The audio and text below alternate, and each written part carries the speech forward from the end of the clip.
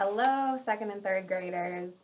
So I want to welcome you, first of all, to our new unit. We're going to be talking about astronomy, which is the study of space. We're going to be talking about our planets, though, in our solar system. So you should have received a packet called My Solar System Packet. And on the front of your page, it says your name, it says DOB, which means date of birth, so write your birthday. So fill that in as much as you can. Make sure you use your best handwriting. And if you flip to the second page, it's going to talk about space vocabulary. So this is some of the vocabulary we're going to be talking about throughout the next couple weeks. So it's really important that you guys know generally what these words mean because we're going to be talking about them a lot. So on your pages, I wrote down up here on the board exactly what I want you to write for each definition. So I want you to bear with me because it's going to be a lot of writing, but I know you guys can do it. So I tried to make the definitions as short as possible, but I need you to follow along so you can write exactly what I wrote here on the board. So first we're going to be talking about planets. So a planet is a large natural object that orbits a star. So I want you guys to write that in your workbook. And if you need to back up on the video, that's okay, for you to get all the words correct and make sure you work on your spelling. So you can just rewind and write those in your book. So Jupiter and Earth are some of the planets that we would be talking about. So we're going to be talking about the 8 planets, but Earth is included into that definition. So planet is any of those things. So planets are smaller than stars, but they do not produce light.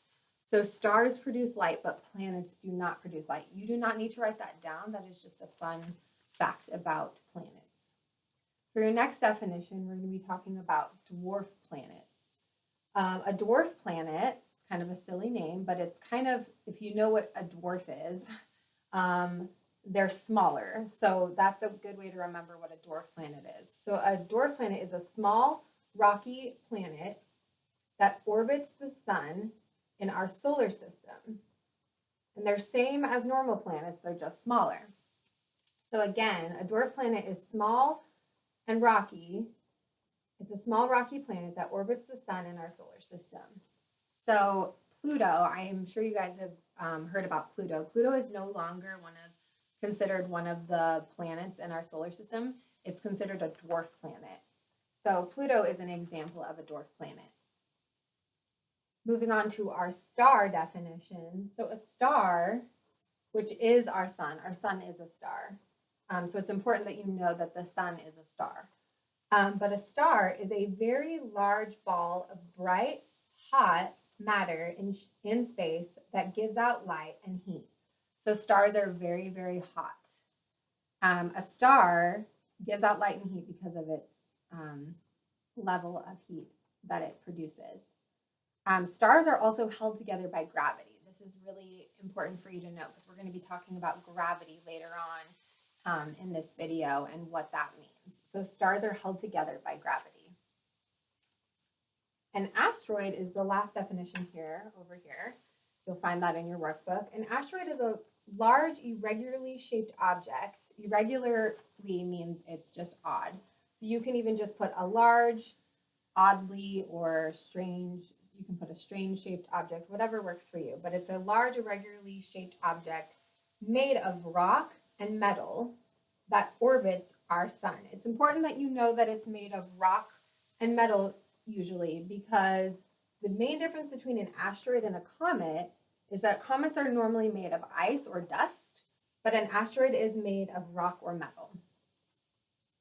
So there's something about asteroids that you guys need to know is that if an asteroid ever were to come into collision with the Earth, we would be in a lot of trouble because asteroids actually would destroy a part of Earth if it ever hit the Earth. But that normally would not happen, so you don't have to worry. But asteroids are very, very powerful and they move very, very fast.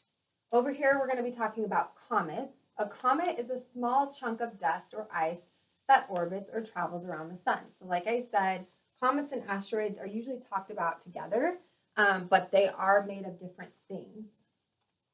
Moon is the next vocabulary, and the definition is a large natural object that orbits around the Earth.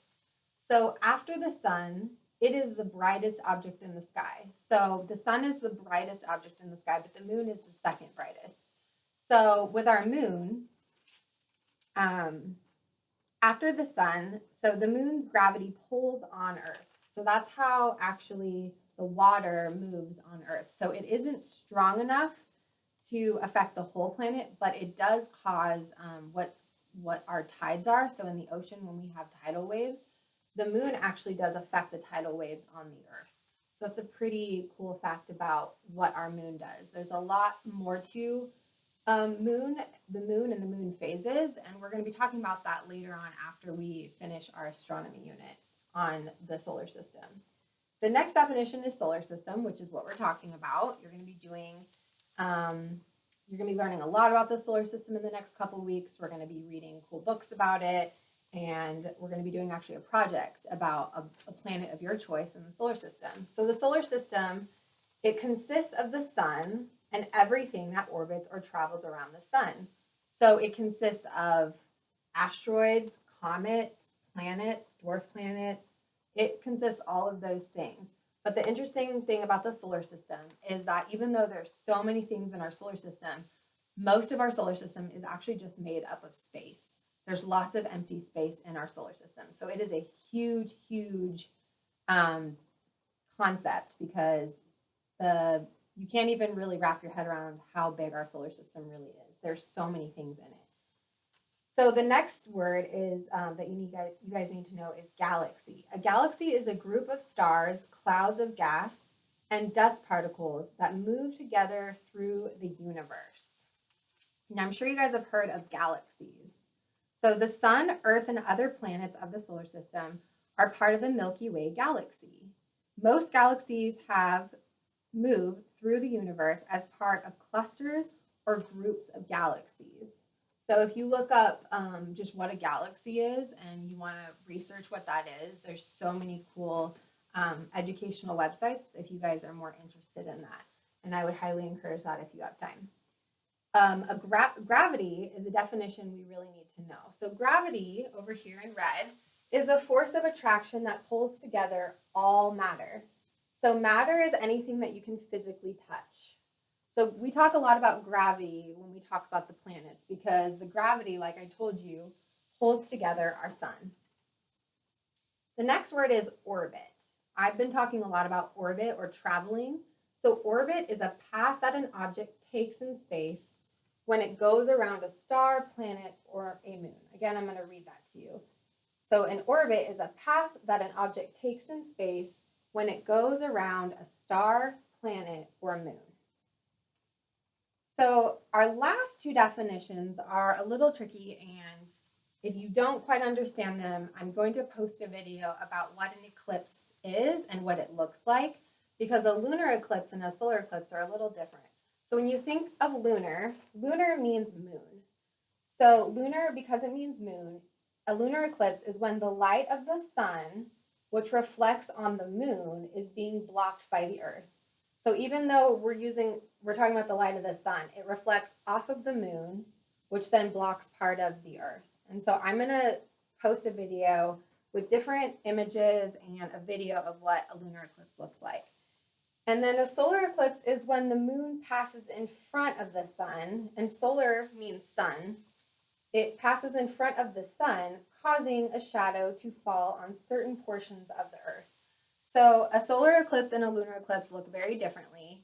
You don't need to know them right now necessarily, but I do need you to write down the definition in your workbook so that later on when we start talking about what an eclipse is, you guys know what I'm talking about. So I hope you guys enjoyed this video covering your space vocabulary. Again, I would just encourage you to rewind if you didn't get the whole definition.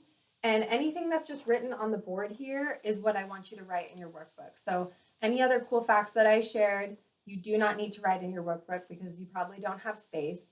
But if you want to write it down, you can write it on a separate piece of paper, but that's totally up to you.